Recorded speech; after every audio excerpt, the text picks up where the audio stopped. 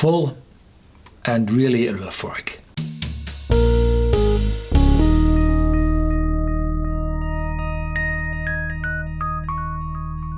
Welcome to Whisky.com, where fine spirits meet. My name is Horst Lüning. I'm the master taster of Whisky.com, and today we have a brand new bottle of Laphroaig here on my cask.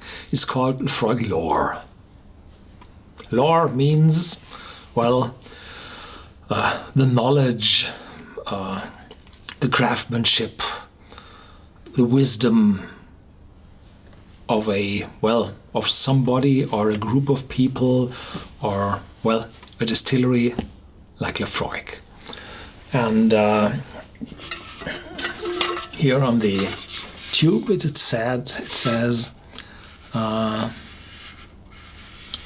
since 1815 each Laphroaig distillery manager has been the custodian of the craft to make one of the richest single malts in the world. Over the years, each have passed on their skills and traditions to the next generation to continue this legacy.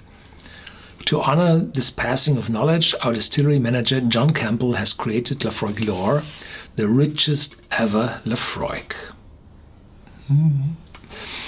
Lore, meaning the passing of a skill or tradition through word of mouth, is the story of how we make one of the world's richest single malt Scotch whiskies. Well, it was passed from generation to generation in former times. Today there are exact procedures with figures, times, everything, and logbooks where you have to write down every step you made for a consistent quality. So when the quality in the past was changing a lot, today it's consistent. Rich and deep with this distinctive smoke, peat and seaside minerality, it is unmistakably Laphroaig. This is a result of liquid being drawn from a selection of aged casks, including first fill sherry cask, smaller quarter cask, now most precious stock, capturing the timeless passion and very essence of the Laphroaig distillery. This is our story. This is Laphroaig Lore. Non-chill filtered, 48%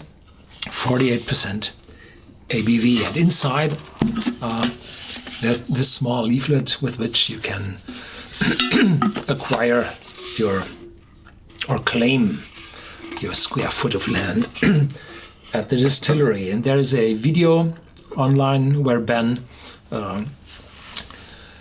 looked at found with a GPS instrument locator where this square foot is located and put a flag in. Yeah. I was happy to receive this book from the distributor. Thank you very much for that. And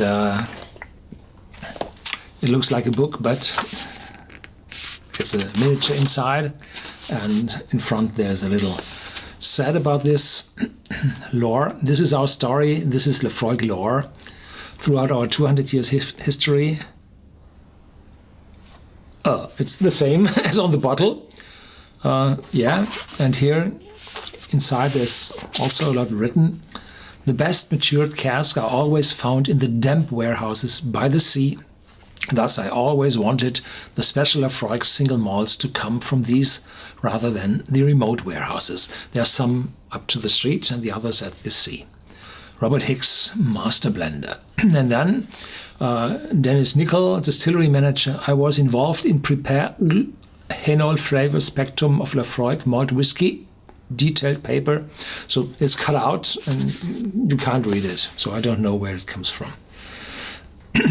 Yeah. And here's this small miniature. And I opened it, and there are collectors out there saying, "Ooh, how can you open such a wonderful small miniature? There are only a few hundreds on the market for the, well, bloggers like me. And I would have paid you a few hundreds for this miniature, and you could have sacked a few hundreds and bought another one for 100. a full bottle for you, but please give me this small one. But I have to say, I got this bottle from the distributor for these purposes, not to enrich myself. I have to enrich myself with Laphroaig, not with the money by selling this miniature.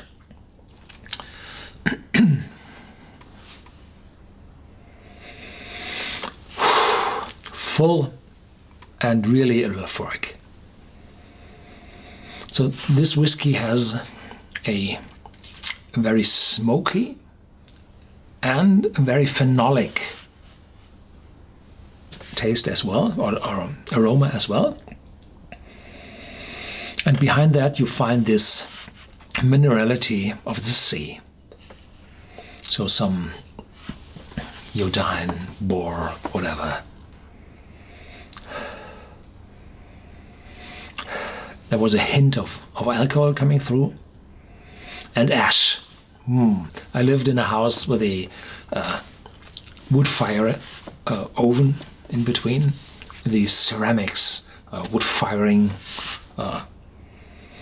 ovens, and I had to fire this oven up every morning at 6 and take out the ash. And this ash has a distinct smell, and this is it. In the back there's some ash, or, well, it might be so half burned charcoal. But there's also a sweet note in it, and some vanilla and caramel showing up. So this is first fill sherry butts. I had I think a Laphroaig PX here on the cask, Pedro Jimenez sherry. This might not be a PX but an Oloroso, I'm not quite sure. But there's this very sweet note in it. I'm not sure. Then there are quarter casks in it. That means very small casks which mature really fast and give a lot of aroma into the whiskey in a short time. And then European oak means a lot of tannins, a lot of bitterness, and then ex-bourbon casks. So there's a lot of different cask influence in, and this brings a lot of complexity.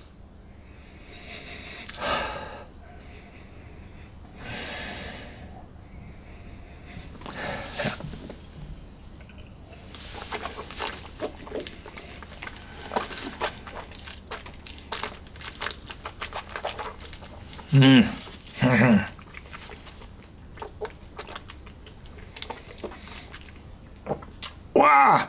Full hit with the strong spiciness of the wood going over to chilli, but fading away very fast. Now a warmth is broadening in my mouth. There's some sweetness as well as dryness. So if you have a champagne, you say sweet or dry, and this one is dry at my tongue as well as sweet in the rest of my mouth. So wonderful complex. And this maritime note, the ash, the fire.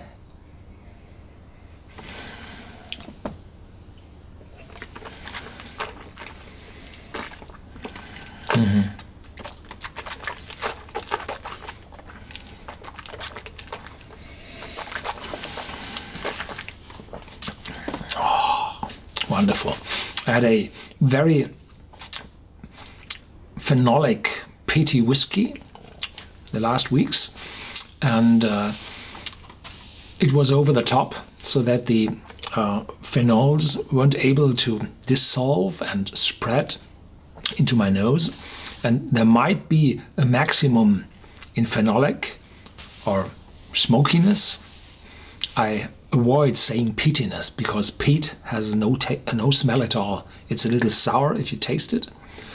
So I never say peatiness. The smokiness as well as the phenolic note are both produced by peat. And I think this one is very much on the top of the smokiness possible. And then there is, in contrast to the typical normal Laphroaig 10 years old, a lot of cask influence with very, very different aromas from all those different casks, as well as from the sherry. And this one is, well, it remembers me on one hand to the Laphroaig Peaks, and on the other hand to the Laphroaig Triple Wood, but it's more intense. The Triple Wood is at first produced in ex-bourbon casks, first, second, third fill, as it is at Laphroaig, then put into quarter casks to give it a more oaky aroma, a quick hit, and those quarter casks mature faster than the bigger casks. And then this is called the quarter cask whiskey, and if this result is then put into sherry wood, then it's called triple wood. And here the sherry influence is much stronger than in the triple wood. And you have everything in this whiskey. The first fill sherry butts, which I think haven't been used for the triple wood. So the aroma of the sherry is a lot stronger, but it's not that strong as it is in the Laphroaig Peaks. It's a wonderful, complex, really rich, how it says on the label, below the lore, the richest of the rich, the richest for the rich. 100. It costs 100, or close to 100. So I like it very much. Highly recommend it.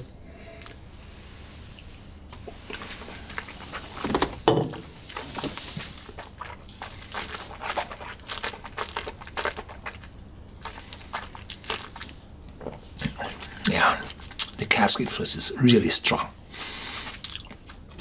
And I have no idea if this Laphroaig Lore will be on the market for a longer time, or it's just a expression for a shorter time. No idea. But I have feelings, and I think this feeling tells me this will be, well, quite a lot of bottles on the market, but not forever. So if you're looking for such a bottle, go for the market, get one, and if you like it, get immediately a second one. It might not stay forever.